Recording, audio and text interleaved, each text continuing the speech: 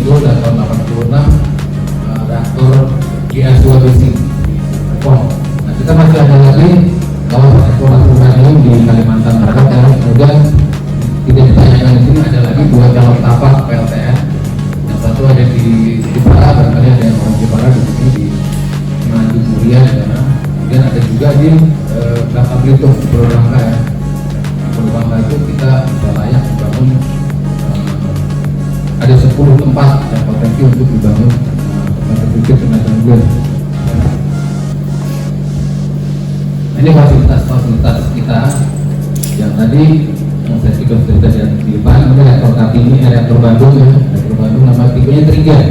Triga itu trinya singkatan. GA-nya itu General Atomic, itu nama perusahaan yang dibangun.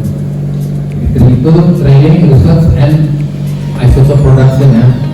Kemudian ini reaktor Kartini jenisnya juga Triga. Cuma reaktor Kartini hebatnya itu yang bangun adalah cikal bakalnya ahli-ahli nuklir kita yang pertama kali ya teman-teman. Waktu itu yang bekerja di sini mereka mencoba memanfaatkan ya katakanlah bangkai-bangkai komponen yang kita pakai di pembangunan di reaktor di Bandung. Nah, sebelumnya kan kita juga sudah menyiapkan tempat di Serpong, itu juga ada komponen-komponen reaktor nggak pakai, kita taruh di sini, kita bangun sendiri teman-teman Batan, kakak-kakak saya dibangun tahun 75, tahun 79 dengan oleh Presiden Soeharto. Kenapa namanya Kartini? Karena Kartini itu kan ini ya sebenarnya mengambil momentum 1 abad. Kartini itu lahir April 1879. Bulan Maret ini diresmikan karena reaktor Kartini kita namakan akhirnya reaktor Kartini. Kemudian kan Kartini juga termasuk pelopor pendidikan. Reaktor Jogja kita lebih banyak ke arah pendidikan, akhirnya kita pakai nama Kartini. Belakangan oleh teman-teman dipelesetin karena orang Jogja kan biasanya bukan melesetin kayak Paris, British, Cat, Catur, banyak lagi termasuk Kartini ini. Ada yang bisa Pak? Karya Teknisi Indonesia kebetulan pas, biasanya dipas-pasin pas. Ini yang terakhir adalah reaktor kita ini dayanya sangat besar, 30 MW untuk sebuah reaktor. Ini adalah sebuah daya yang sangat besar, yang lumayan besar lah, 30 MW. Jogja itu hanya 100 kW, di Bandung itu 2000 kW. Tahun 87 diambil dari nama GS2BC. Yang tahu GS2BC? GS2BC itu Menteri Kesehatan Indonesia yang pertama. Kebetulan dia seorang ahli kedokteran nuklir. Kemudian namanya akhirnya dia merintis, dia yang ditunjuk oleh Presiden Soekarno pada saat pembentukan lembaga tenaga atom tadi pertama. Akhirnya namanya kita abadikan sebagai nama reaktor di Serpong. Oke, Mbak. Ini sejarah PSTA ya. Itu dulunya sebelum di sini kita ngantor di UGM di IPA, namanya masih IPA ya, Bulak Sumur. Kemudian tahun 68 di sini boleh dibuktikan, tapi kita masih mulai ngantor di UGM, tetap di UGM. Tahun 70 kita sudah beli tanah di sini, kita sudah jadi gedung yang di depan tadi yang kuning. Nah itu akhirnya tahun 74 kita pindah di sini. Tahun 74 gedung yang jadi kita bangun reaktor. Tahun 79 reaktornya jadi, kemudian undang Pak Harto ya, paham reaktornya radiasi berbahaya, saya ya Pak. Ini kita nggak usah takut karena kalian juga tahu radiasi ada di mana-mana di sekeliling kita, di gedung ini bahkan di tembok ada radon ya, ada matahari setiap hari yang mau tidak mau kita harus terima kan. Matahari kita tahu bahwa dia adalah reaktor nuklir terbesar ciptaan Tuhan ya. Dan itu mau tidak mau harus kita terima. Kalau kita terima kan kita ada matahari ikut ya, kita tutup ya, kita di makanan juga di pisang itu kan dari pisang ada potasium itu malah pisang dipakai oleh nasib kan pasti dia buahnya pisang juga ini ya anti stroke ya pisang, karena tahu kan monyet pisang nggak ada stroke monyet. Kalau mereka ini dia tembus sudah kejar ya, dia tembus radiasi artinya atau beta gamma tembusnya. Jadi kalau alfa dia tidak bisa dihalangi oleh dengan sumber metal atau plastik dia tidak bisa, tapi beta dia agak kencang harus dihalangi oleh baja ya. Dan gamma ini yang punya daya tembus yang tinggi, dia harus dihalangi dengan silikon.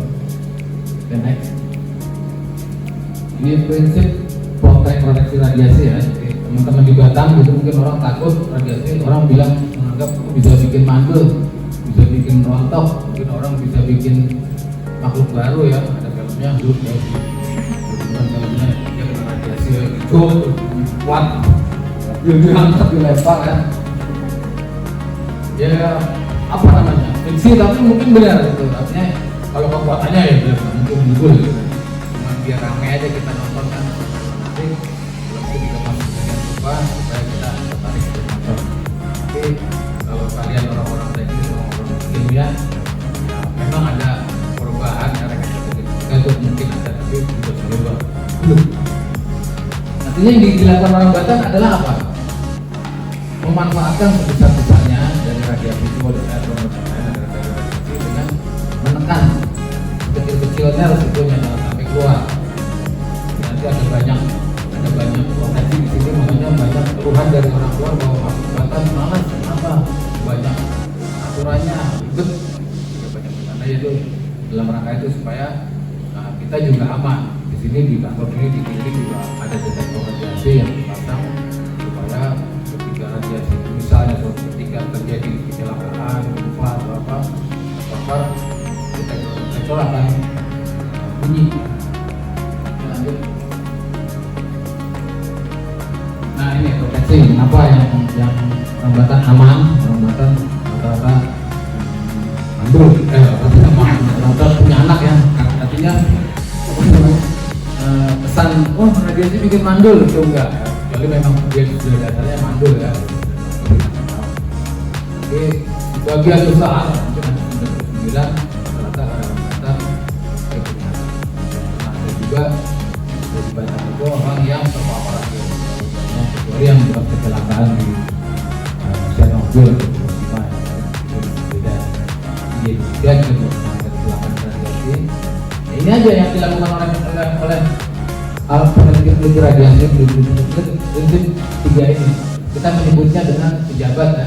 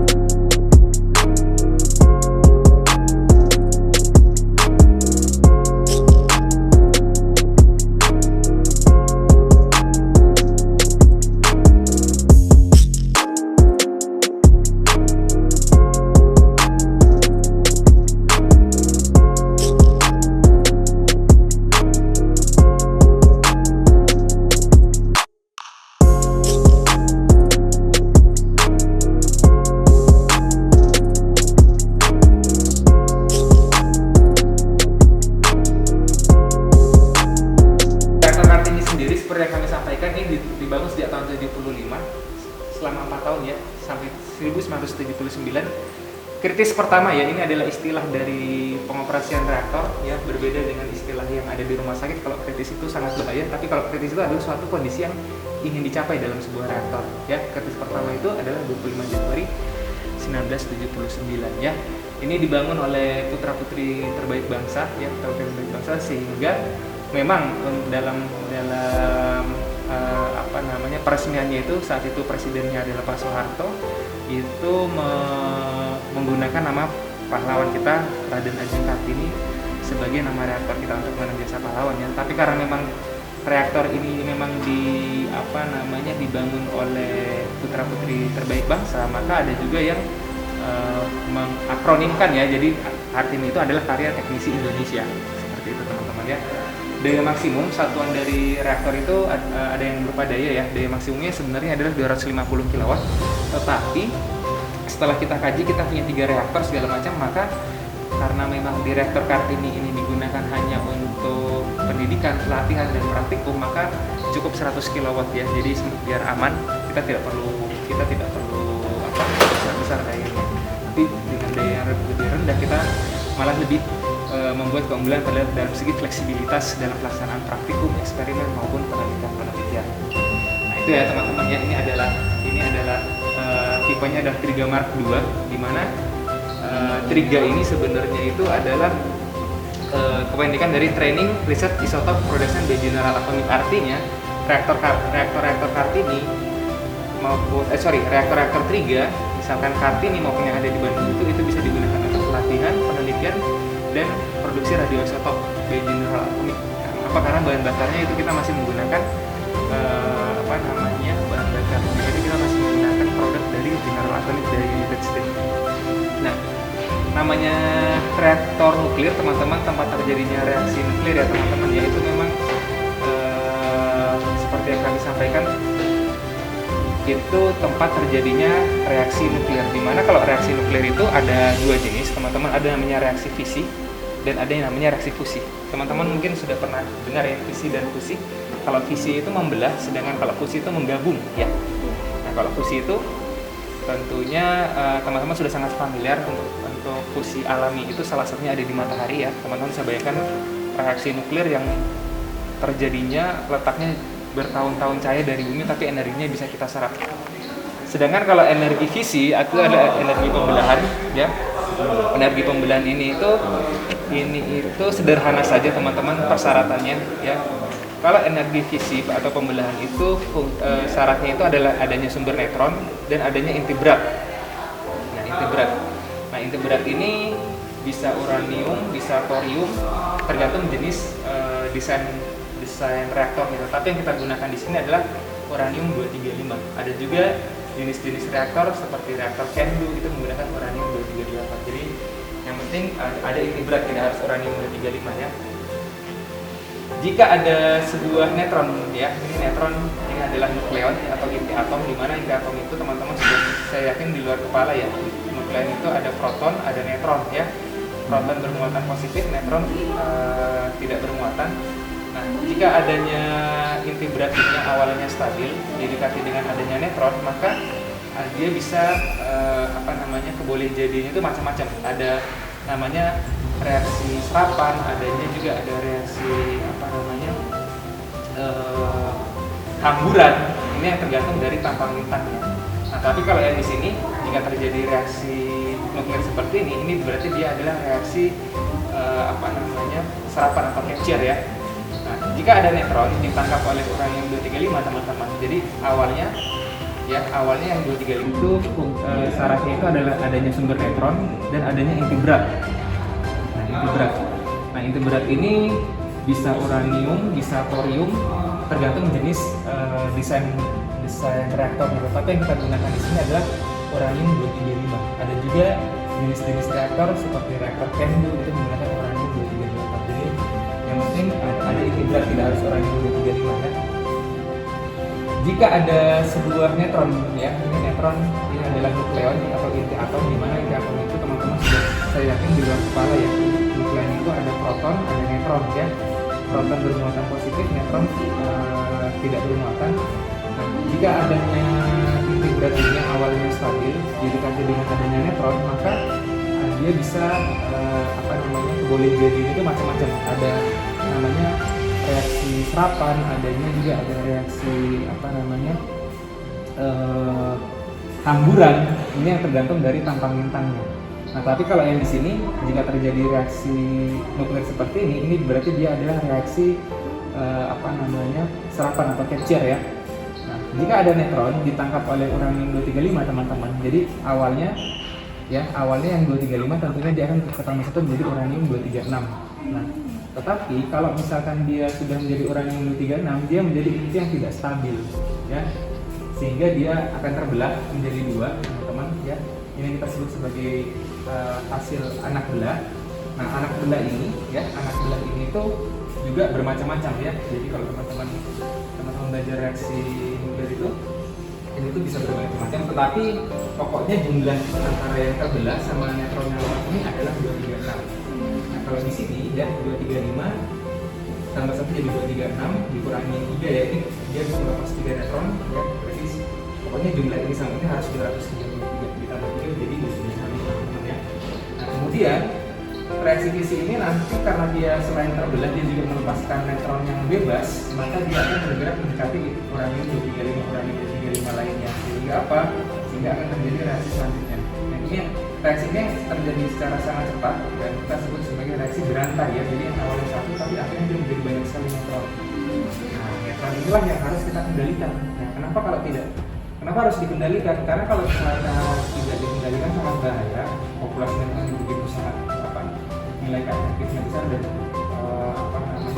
populasi neutron begitu banyak, maka akan terjadi akan terjadi misalkan ya salah satunya adalah explosion seperti yang ada di bom atom Hiroshima dan Nagasaki. Ini adalah contoh dari mekanisme reaksi reaktor yang tidak terkendali seperti itu ya. Nah kalau di reaktor pasti mekanisme reaksinya harus terkendali, sehingga apa? Kita harus mengatur banyaknya ini ya, kapan kita harus ambil serap ini neutron, kapan kita harus lepas ini neutron, itu nanti akan kami jelaskan. Nah itu teman-teman ya. Selanjutnya ini adalah potongan tampang lintang ya, tampang lintang vertikal dan horizontal teman-teman. Ini adalah bentuknya. Jadi sebenarnya reaktor KTM itu dia berbentuknya seperti sumur ya, dia seperti sumur seperti ini. Kedalamannya 6,25 meter, diameternya 1,97 meter. Nah, diisi dengan air, kemudian kita di tempat berada di dasar ini yang kita sebut sebagai teras reaktor ataupun inti reaktor ya. Bahan bakarnya itu bentuknya seperti ini teman-teman ya. Kita berbentuk silinder, bahan bakarnya. Uraniumnya mana yang ini? Uranium ada di sini teman-teman ya. Uranium ini kita masukkan ke dalam sebuah pelongsong ini, kita desain sedemikian rupa supaya produk fisi ini tidak bisa keluar dari kelongsong. Yang bahaya kalau kita keluar dari kelongsong, dia bisa mencemari air yang ada di kolam ini. Berarti dari selongsong ini masuk ke sini? Ya, benar sekali ya. Nah, supaya teman-teman tidak bingung, ini ada macetnya teman-teman ya. Jadi ya, bahan bakar reaktor itu yang dalam reaktor KTM uranium 235 itu kita masukkan ke dalam sini, ya, di dalam sini. Kemudian di kelongsong dibungkus dengan selimut ya, kulit sendiri ini berupa stainless steel ya. Kita menggunakan stainless steel itu karena memang stainless steel itu dia karat dan tahan pada suhu tinggi, artinya titik lelehnya tinggi ya. Jadi kenapa kita menggunakan stainless steel. Nah kemudian bahan bakar ini kita masukkan ke dalam teras reaktor teman-teman. Ini teras reaktor ya. Ini teras reaktor kita masukin, kita susun sedemikian rupa ya. Kita atur ruji-ruji kritisnya, kita atur masa kritisnya berapa. Ini ada hitung-hitungannya yang nanti mungkin lebih detailnya akan teman-teman peroleh jika teman-teman mengambil mata kuliah terkait dengan fisika nuklir.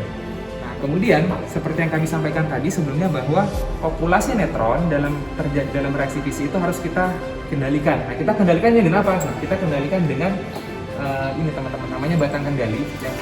Nah ini batang kendali. Batang kendali ini itu berbeda dengan ya, boron karbida. Di mana boron ini dia memiliki sifat penyerap neutron teman-teman.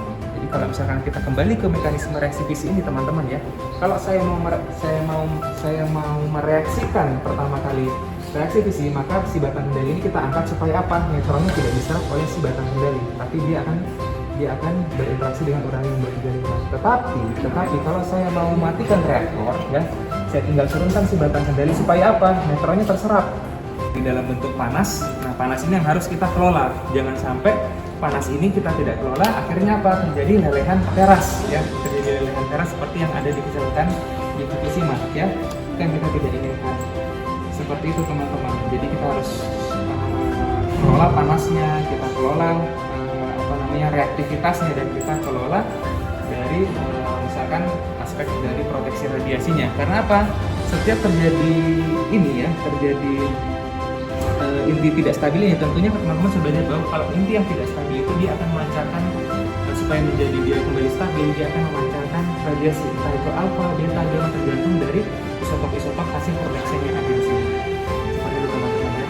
Nah kemudian sebenarnya apa sih fungsi dari reaktor Kartini? Apakah dia benar bisa membangkitkan listrik? Ternyata tidak teman-teman ya. Jadi reaktor Kartini ini memang desainnya itu tidak untuk menghasilkan listrik, tapi untuk teman-teman bisa lihat bahwa digunakan untuk pelatihan, penelitian, dan produksi radioisotop. Jadi tidak untuk menggunakan listrik ya. Nanti saya mau bahas sedikit tentang bagaimana mekanisme menghasilkan listrik dari sebuah reaktor. Jadi misalkan dengan reaktor-reaktor tipe pembangkit daya yang kita sebut sebagai pembangkit listrik tenaga nuklir teman-teman ya, itu nah ini teman-teman mekanismenya. Jadi dalam saat reaksi fisi maka dia akan menghasilkan juga panas ya, supaya nanti ada vessel yang kedua ini, karena memang dia tidak dikasih pressurizer maka dia akan berubah fase dari cair menjadi gas.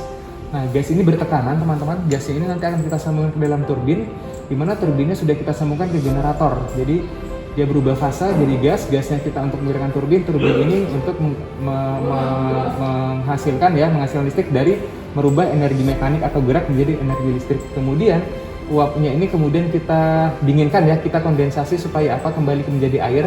Setelah itu airnya kita pompakan lagi ke sini. Sehingga kalau teman-teman lihat dalam sebuah sistem PLTN tipe PWR ini ada 3 loop. Loop pertama ya, loop kedua dan loop ketiga seperti itu ya. Jadi sangat-sangat sampai suatu lepasan itu sampai ke lingkungan itu sangat lapisannya itu sangat-sangat berlapis-lapis sehingga sangat minim seperti itu. Nah kemudian untuk reaktor Kartini sendiri memang kita tidak menggunakan untuk membangkitkan listrik, tapi kita untuk macam-macam ya. Ada fasilitas untuk BNCT, ada fasilitas untuk metron radiografi, kemudian reaktor untuk SAMOP ya, untuk memproduksi radioisotop, di mana radioisotop itu yang sering kali digunakan untuk dalam bidang kesehatan gitu teman-teman.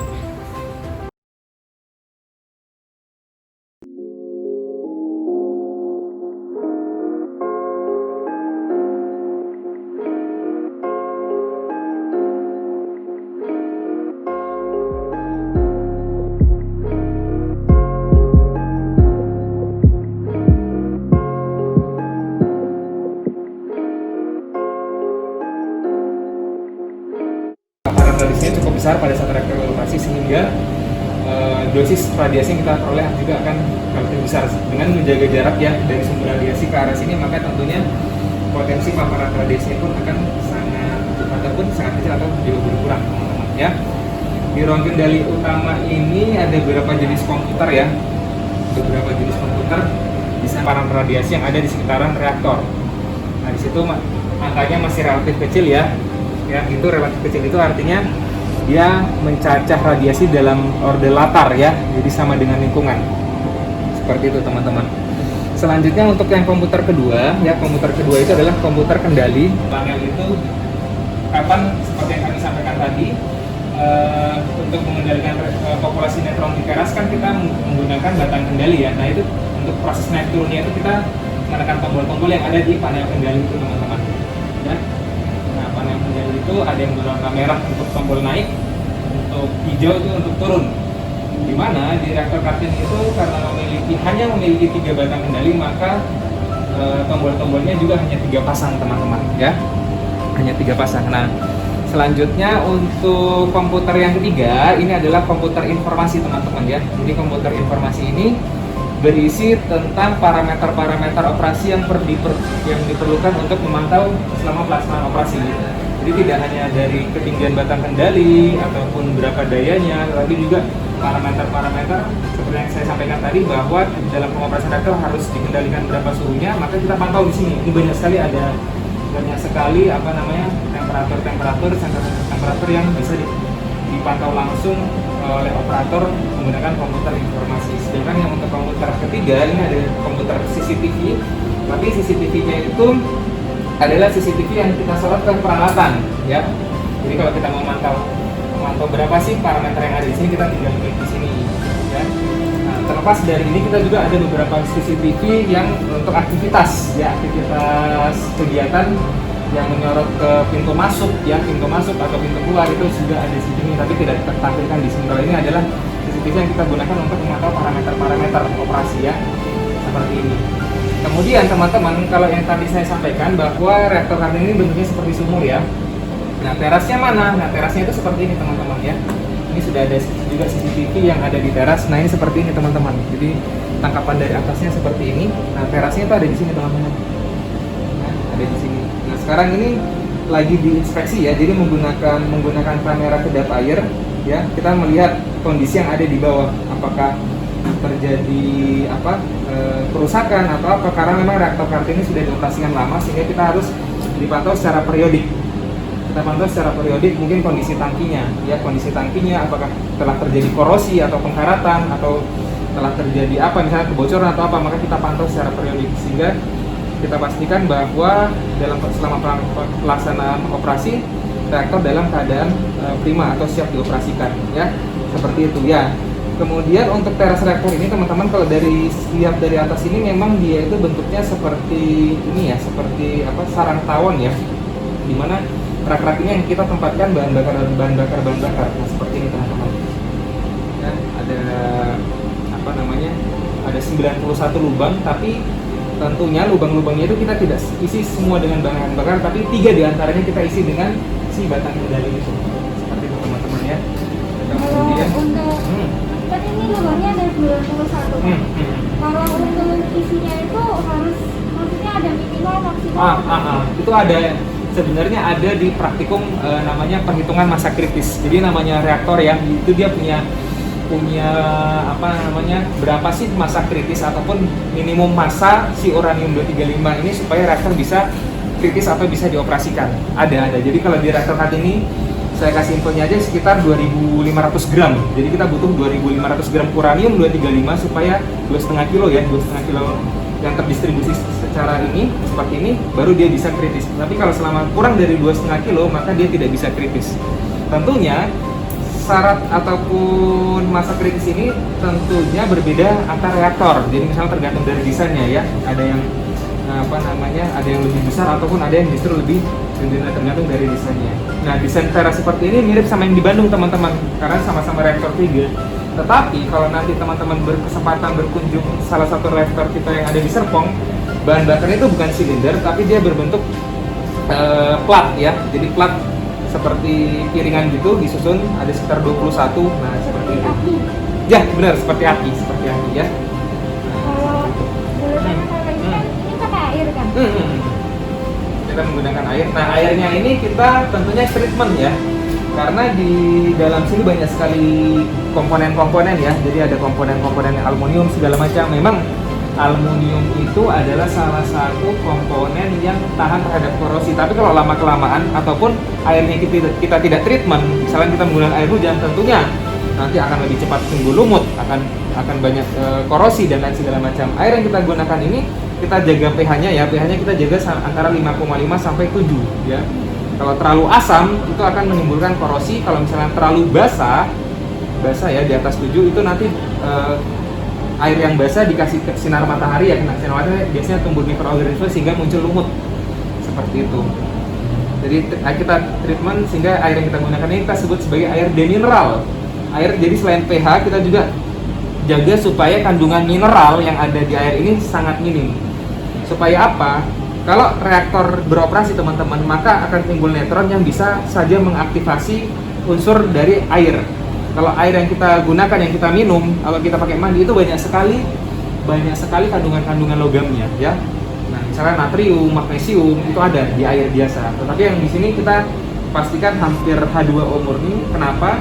Kalau air yang ini mengandung logam, otomatis airnya ikut mengaktifasi sehingga airnya berradiasi, itu yang berbahaya. Padahal air yang ada di sini selain fungsi sebagai sistem pendingin, dia juga sebagai fungsi sebagai perisai radiasi ke arah atas ya. Kalau teman-teman lihat ya, itu dia ada di atas ya, itu orang-orang ada berpikir seperti ini.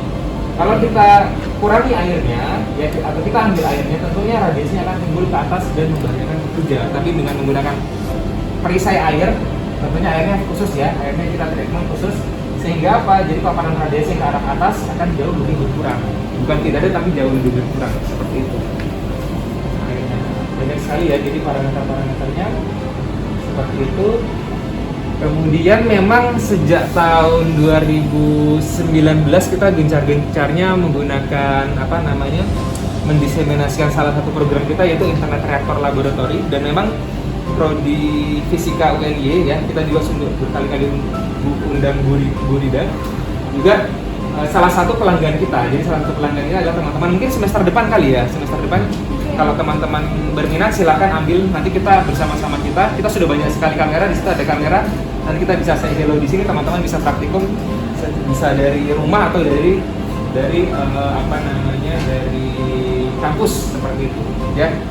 Sangat-sangat membantu khususnya pada saat sama pandemi ini. Jadi teman-teman seperti Mas Galih itu mereka praktikumnya dari rumah, dari kosan gitu. Jadi di mana Mas Galih? Di kosan Mas. Oh ya udah kita praktikum. Jadi kita praktikum nanti semua parameter ini ya, termasuk fenomena-fenomena ya. Jadi teman-teman tidak hanya mencatat parameter, tapi kita juga mencatat fenomena-fenomena. Misalnya nanti kalau reaktor beroperasi kira-kira terjadinya apa sih di sini. Nah, seperti itu. Bisa dilihat secara langsung parameter-parameternya. Jadi nggak hanya parameter angka-angka, tapi juga fenomena fisiknya yang teman-teman bisa. Jadi memang kita jangan sampai ada intruder masuk, itu bisa terekam semua kegiatan di sini. Tadi bapaknya bilang kalau di sini kalau ini kan lagi tidak beroperasi. Tidak beroperasi ya. Kalau beroperasi itu gimana ya Pak? Tentunya kita kembali ke sini dulu ya. Kalau beroperasi tentunya kita harus menaikkan batang kendali dulu ya, seperti yang kami sampaikan. Supaya apa? Neutron-neutron yang ada di sini dia itu tidak diserap oleh si batang kendali, tapi dia bisa berinteraksi dengan uranium-235 yang ada di teras. Nah, kalau misalkan kita sudah naikkan, maka tentunya ya paparan ini salah satu, ini namanya GAM ya, gamma area monitor. Paparan radiasinya juga relatif tinggi, termasuk yang ada di sana. Jadi angka-angka di sana nggak menunjukkan angka 1-2, tapi bisa 10, bisa 20, tergantung lokasinya. Dan salah satu fenomena yang cukup cantik, cukup indah yang ada terjadi di reaktor itu ada yang namanya efek Cherenkov, teman-teman. Cuma karena sekarang reaktor tidak beroperasi, teman-teman tidak bisa melihat efek Cherenkov. Dimana kalau misalnya reaktor beroperasi, nanti di sini timbul sinar biru, jelas, terang sekali, dan apa namanya, bisa terlihat lebih indah gitu ya. Jadi biru itu bukan karena kita pasang LED di bawah, tapi memang karena efek dari efek Cherenkov. Silakan kalau teman-teman googling efek Cherenkov itu apa, nanti kita bisa melihat di sini kalau kita bisa ini efek Cherenkov. Nah, itu salah satu fenomena yang saat kita mengoperasikan reaktor nuklir. Ya. Selain komputer-komputer, kita juga ada beberapa instrumentasi ya, seperti reaktif komputer, pelaksanaan praktikum. Kita punya alat pendeteksi, bukan pendeteksi ya, tapi pengukuran getaran. Ada geosik di sana, kalau teman-teman lihat itu ya, yang putih itu tulisan geosik ya. Terus lambangnya apa, kayak renograf ya, ya, mengukur renograf apa? Alat buat mengukur gempa, seismograf. Nah, seismografnya itu segala bentuk getaran ya, tidak hanya gempa, itu sudah terekam di sini. Jadi terekam. Jadi kalau teman-teman gerak-gerak di sini ya, getaran teman-teman sudah terekam di komputer geosik itu. Nah, seperti itu ya. Kemudian ya seperti itu sih. Mungkin teman-teman kalau mau lihat ini dari sini saja. Ya, awas tapi hati-hati ya. Di sini komputer. Kemudian ada kolam kedua. Nah, kolam kedua ini itu kita tempatkan untuk menempatkan bahan bakar bekas. Jadi bahan bakar yang sudah teriradiasi, yang sementara tidak digunakan, kita taruh di kolam penyimpanan bahan bakar. Kenapa kita harus tetap dalam kolam? Karena itu yang kami sampaikan tadi, air itu tidak hanya sebagai pendingin, tapi juga dia bersifat sebagai perisai radiasi ke arah atas. Kalau airnya kita ambil, kita pindahkan, tentunya radiasinya akan sangat besar seperti itu. Nah, ini salah satu ini. Kemudian macam-macam lah, banyak sekali fasilitas eksperimen ya, termasuk keren untuk mengangkat yang berat-berat.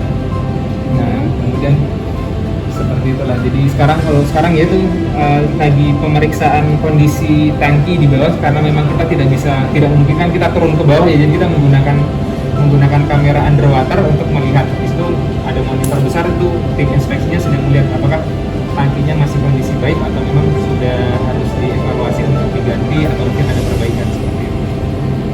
Kalau semisal terjadi sesuatu, perbaikannya gimana?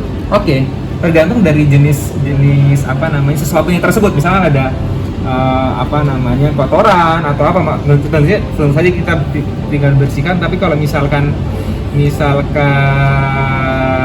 terjadi sesuatu, tapi sampai saat ini belum pernah terjadi ya. Tapi pernah ada itu kunjungan mahasiswa karena saking banyaknya ya, itu kancing alma maternya kan biasanya besar ya, itu masuk di kolam tuh. Ya nggak apa, jadi kita ambil manual, jadi kita ambil dengan menggunakan manipulator, tentunya dengan bantuan kamera untuk mengambil si apa namanya si itu. Nah. Itu kalau yang di bawah itu yang tempat buat alat naraknya. Itu kalau ada itu kan, jadi untuk apa namanya untuk naruh sumber netron, itu tempat sumber netron sih yang di bawah sana, seperti itu. Airnya diganti kan? Airnya itu tidak pernah kita ganti, tapi kita treatment ya, jadi kita apa namanya, kita treatment sedemikian rupa supaya dia jaga konduktivitasnya, kita jaga pH-nya, sehingga kita harus sirkulasikan. Persis kalau misalkan di akuarium ya, akuarium itu tadi kita treatmentnya hanya kita filter ya, kita saring supaya nggak ada kotoran ya, tapi di sini kita masukkan ke sebuah alat namanya pesawat demineralizer untuk menjaga kandungan konduktivitasnya tetap rendah, jadi sehingga dia tetap sebagai perisai radiasi, sebagai perisai radiasi. Mungkin demikian teman-teman, ada pertanyaan lagi? Cukup ya? Sangat-sangat kompleks reaktor, tapi saya harap mungkin kita bisa bertemu lagi nanti di praktikum. Saya harap teman-teman di sini bisa mendiseminasikan bahwa sebenarnya nuklir itu tidak semenyeramkan pandangan masyarakat teman-teman, dan sudah sangat-sangat lama sekali, bahkan teman-teman sejak belum lahir, sejak tahun 1960 di Bandung itu kita sudah bangun reaktor. Jadi sebenarnya teknologi reaktor itu sudah dikuasai oleh jauh-jauh oleh apa namanya pendahulu kita, jadi sudah sangat kita sampai dengan saat ini juga sudah establis, sudah berpengalaman dalam mengoperasikan reaktor. Jadi nggak usah takut berkunjung ke sini. Kami harap tidak hanya praktikum, misalnya nanti selesai pandemi teman-teman berkunjung lagi, silakan, kami sangat terima. Kami harap teman-teman bisa kita bawa ke sana. Tapi sekarang mohon maaf karena banyak sekali ya peralatan dan lagi kegiatan perawatan. Semoga pada saat teman-teman berkunjung atau praktikum, kalau praktikum otomatis kita mengoperasikan reaktor, tapi kalau teman-teman berkunjung di sini kita operasikan reaktor, sehingga teman-teman bisa melihat salah satu efek yang ada di reaktor nuklir itu adalah efek Cherenkov ya, jadi efek Cherenkov seperti itu. Dan juga sangat terbuka kalau teman-teman ada kesempatan, silakan berkunjung ke reaktor lain biar kita buktikan apa namanya benar nggak sih, katanya di Bandung itu mirip ya, jadi di Bandung itu sangat mirip dengan ini, cuma karena dayanya lebih besar maka batang kendalinya ada 5, kalau kita ada 3, sedangkan di Serpong karena dayanya sampai 30 MW kita punya 8 batang kendali di Serpong. Mungkin demikian dari saya ucapkan banyak sekali terima kasih dan permohonan maaf jika dalam penyampaian terdapat salah kata. Saya cukup sekian, dilanjutkan. Wassalamualaikum warahmatullahi wabarakatuh. Salam buat teman-teman semua dan teman-teman yang tidak sempat ikut. Ya, nanti silakan. Ya, terima kasih. Sama-sama.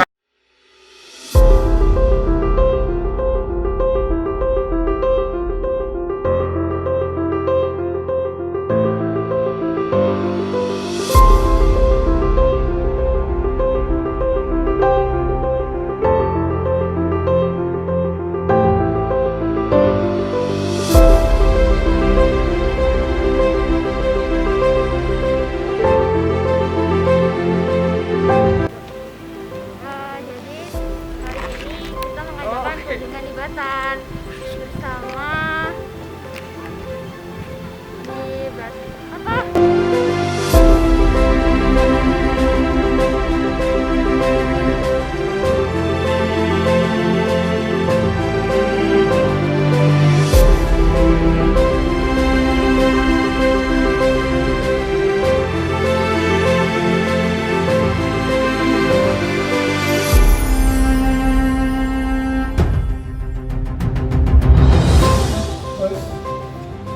Cair terus gas. Yang membedakan apa? Untuk Teman, adik, kakak, orang tua. Kira-kira yang membedakan apa? Kalau orang tua, adik, tetangga. Jadi kira-kira cara. Orang jatuh cinta itu ada apa? Ikatan. Nah, padatan itu akan kuat. Padatan itu bisa terikat karena apa? Ikatan, karena ada ikatan. Bisa kamu jawab. Kenapa? aku bisa jatuh cinta kamu? Karena beda jenis. Iya. Ya ada sesama jenis itu kelainan. Nah sekarang materi atom itu selalu punya elektron valensi. Apa elektron valensi? Kamu punya anak, kamu orang tua kamu dari Sumatera punya anak 4, yang 3 dekat sana, gabung yang 1 kos di sini, keboleh jadian liar yang mana? Yang sini. Kalau gitu elektron valensi Keluar. elektron terluar yang tidak begitu kuat terikat sama kamu. Nah, kalau tidak itu bermuatan tidak. Elektron valensi, nah itu tuh lihat, gelisah. Terus ketemu atom lain atau dengan dirinya sendiri, itu bisa karena membentuk mereka bisa berikatan karena apa tujuannya? Supaya kamu tenang. Kamu gelisah tidak punya pacar, begitu punya pacar tenang. Ini sama aja. Kenapa bisa saling mengikat? Karena ada gaya kok. Gaya kolom. Ya, kolom itu sudah muatan positif negatif titik coba dan asli itu komalam. Nah, itu. Nah, terus lah ini padatan contoh es supaya menjadi cair harus dipanaskan. Oke, artinya diberi energi. Ya. Sekarang es kita panasi lagi menjadi air terus sudah air kita panasi lagi menjadi. Nah, sekarang saya tanya, kalau kita panasi lagi menjadi Air. hah? Itu mengembun. Itu panasi ya. Ternyata mereka nggak setuju. Atom.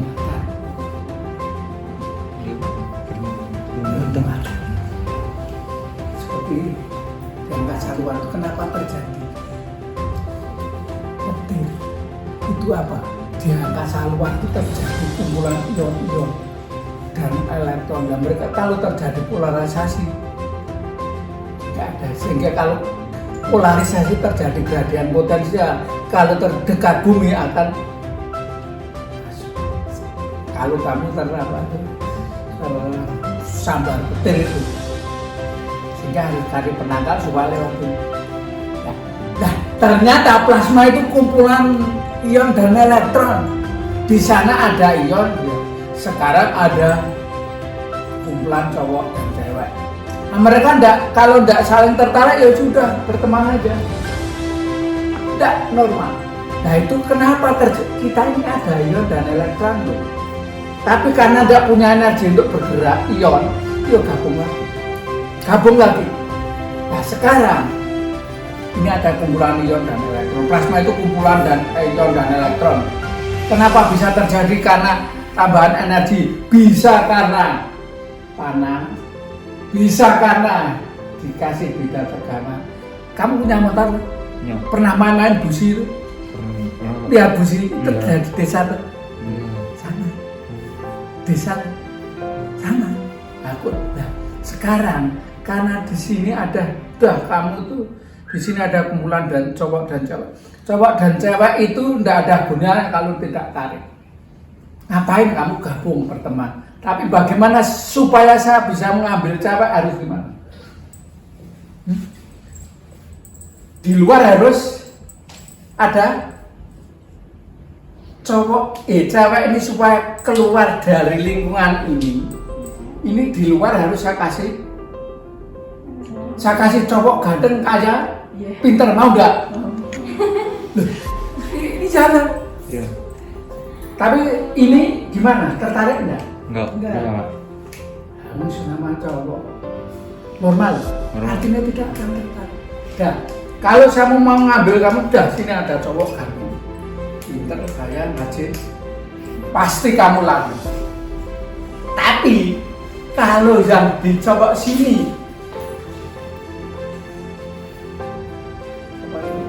mungkin jelek, lokro, kamu tidak akan tertarik. Daya tarik itu energi tarik. Berapa kekuatannya? Sama aja. Ini sekarang sudah menjadi ion. Ion harus kita gunakan untuk apa? Sekarang, untuk apa? Ini tadi, ini tabung reaktor ini. Di sini sebenarnya sudah ada kumpulan ion dan elektron dari mana? Sudah ada, di sini ini ada dari mana? Tapi mereka karena ya sudahlah, karena saya tidak kenal sama sekali ya diam aja, tidak ada. Ini diam karena tidak punya daya tarik sama sekali ya. Tapi begitu saya ada daya tarik, ion itu akan lari. Nah, sini kumpulannya sekarang ini elektron terkasih tegangan positif lari enggak? Lari. Nah, kalau ion sini positif ion itu apa? Nah, biarkan. Ion itu apa? Ayo kamu. Muatan. Hah? Muatan. Saya tahu. Muatan di mana? Bedanya dengan elektron. Ion adalah di mana? Bedanya dengan elektron. Ion adalah suatu atom yang kehilangan elektron. Ion positif. Nah, di sini tuh misalkan. Terus karena sudah terionisasi, ini dia rekombinasi, kemudian misalkan tegangan negatif, ion positif itu akan lari. Nah, sekarang begitu ini ada, misalnya saya lari kan, pasti berinteraksi dengan kamu. Macam-macam interaksinya. Bisa ini loka, lecet, atau saling jatuh cinta. Kita tidak tahu. Tergantung. Apakah anaknya maaf ya, cantik, cakep, atau tergantung.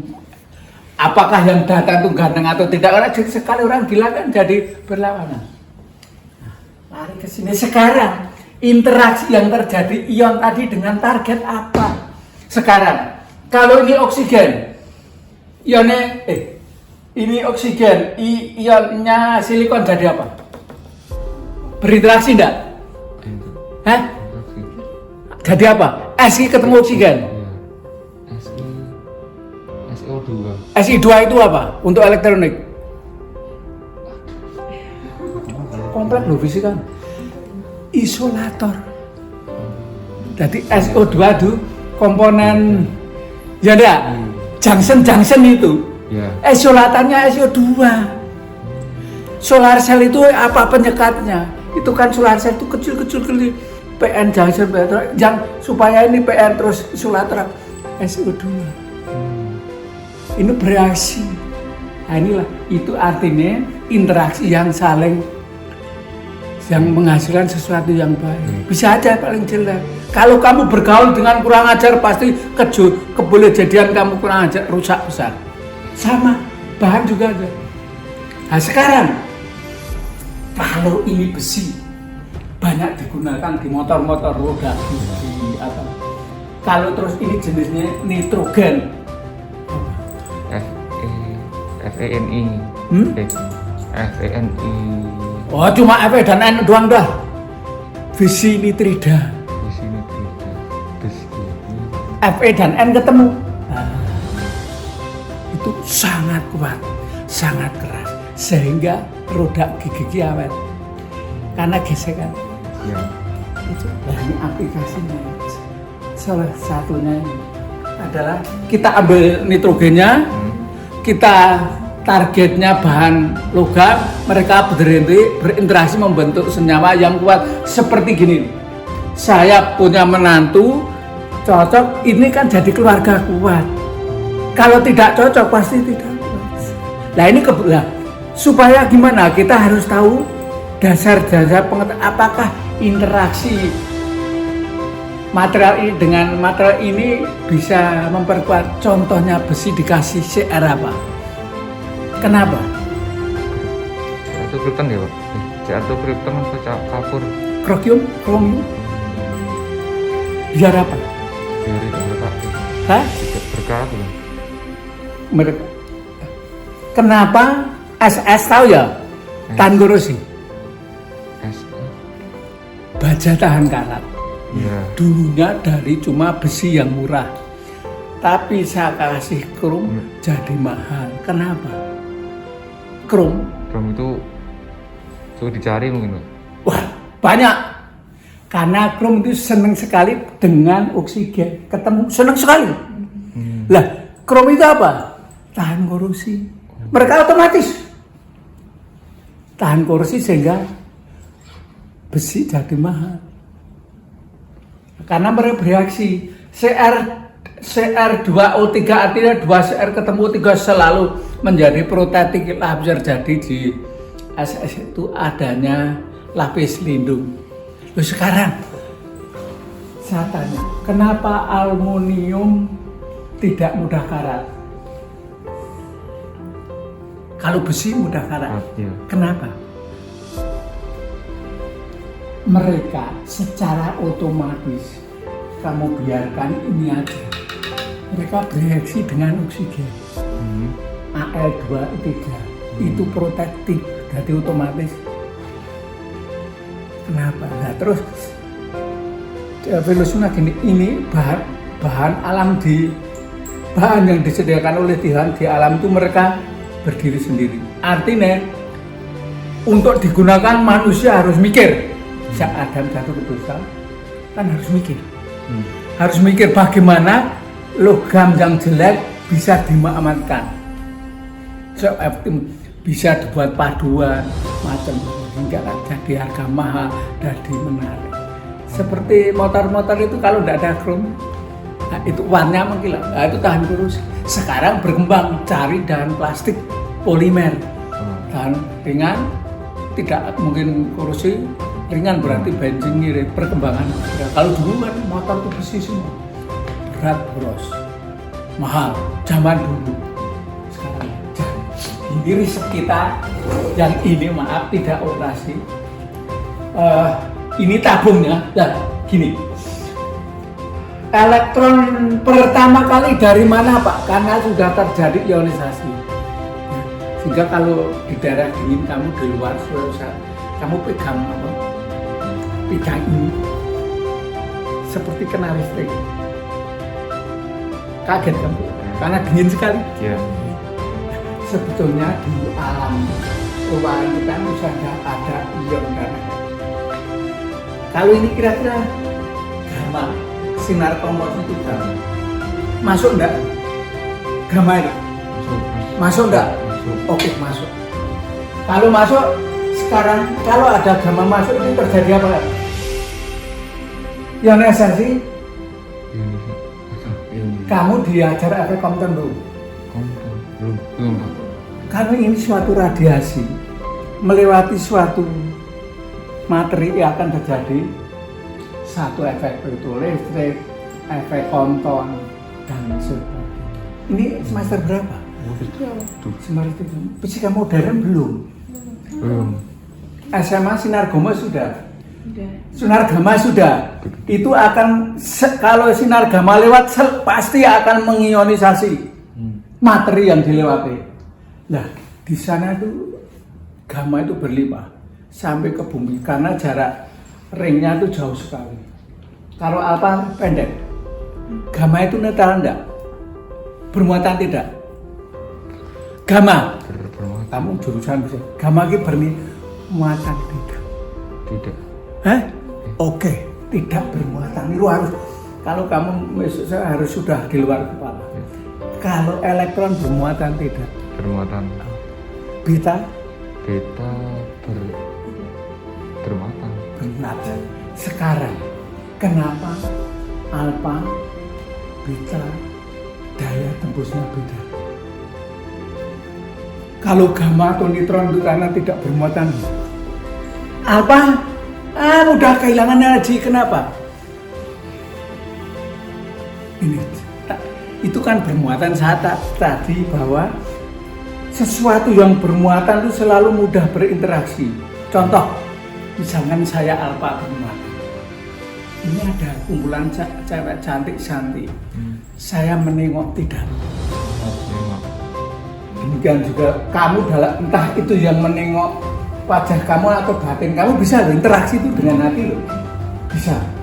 Tertarik itu pertanyaan kamu cuma mungkin malu cuma dalam hati loh. Bisa. Interaksi itu bisa dalam hati.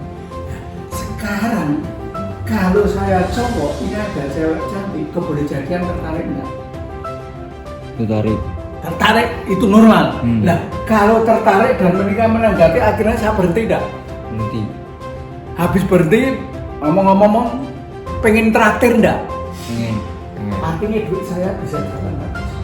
Di sini habis ketemu ini itulah alpha beta.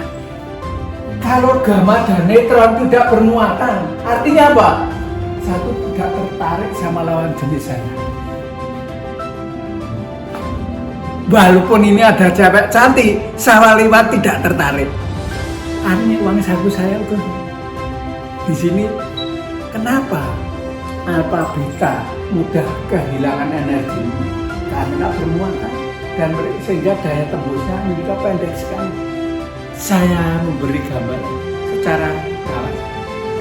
Ya, supaya fisika jangan dinganu, jangan dibuat berat sekali. Kasih logam besi atau komponen roda gigi itu akan berinteraksi seperti kamu. Maaf ya, ada yang sering pakai bedak, Saya. make up. Iya. Tujuannya apa? Cantik. Apakah sekedar cantik? Biar lebih Untuk kesehatan? Oh, Juga ada supaya ya terhindar dari itu. ini salah satu bentuk surface modification. Artinya apa? Untuk memperbaiki sifat-sifat permukaan. Dalamnya tetap kamu pakai apa, baju mewah atau apa, bedak mewah, dalamnya tetap. Ini juga. Terus lah kamu tambah cantik, jadi pede, lawan jenis mudah tertarik, itulah tujuannya modifikasi. Surface modification artinya modifikasi sifat-sifat permukaan. Tidak hanya sifatnya, apakah itu sifat elektrik, sifat mekanik, sifat magnetik, sifat optik. Kalau ini Pak Ariswan sering ini dengan kaca, dengan bahan untuk sel surya. Artinya itu fungsional. Sama, kamu biaya tinggi beli makeup hanya untuk menambah penampilan. Nomor satu, tapi kadang-kadang ini kurang biar sejuk ya Kak. Itu artinya di samping busana juga penampilan. Ini sekarang anak-anak kan sering diwarna-warni, itu kan salah satu bentuk modifikasi permukaan. Sama manusia. Ini jadi apa? Kalau jadi awet, enak dipandang. Kalau awet umurnya panjang, dulunya bisa kamu ganti rantai atau roda gigi bisa setahun, ini bisa 5 tahun. Kan ngira semuanya. Tujuannya ini plasma. Gunanya apa? Ini kamu tahu bagian motor mobilnya. Ini untuk menghirup ini sehingga awet. Tahan gesek. Kalau tahan aus, kalau mudah aus kan jadi umurnya pendek. Sesuatu yang keras itu jadi tahan aus. Artinya fatigue life-nya, umur pakainya juga seperti kamu. Kalau kamu sehat, kulit manis, otomatis secara nalar kan umurnya panjang daripada kulit kamu sakit-sakitan kan lain. Sama, kalau kamu rapat, dirapat sama. Kalau kulit kamu rawat kan sulit dengan serang penyakit. Seperti kamu pakai obat nyamuk itu tujuan apa? Ya itu supaya sebetulnya surface modifikasi dari fungsinya supaya nyamuk enggak. Nah ini teman-teman yang mungkin kebanyakan orang muslim. Untuk apa? Untuk modifikasi komponen-komponen mesin, roda gigi, kamsat. Terus orang fisika biasanya untuk membuat tin film. Dulu banyak saya bimbing dengan Pak Ariswan. Kebetulan kalau yang kita gunakan gas nitrogen kita namakan plasma nitrogen. Kalau yang kita gunakan gas oksigen namanya plasma oksidasi.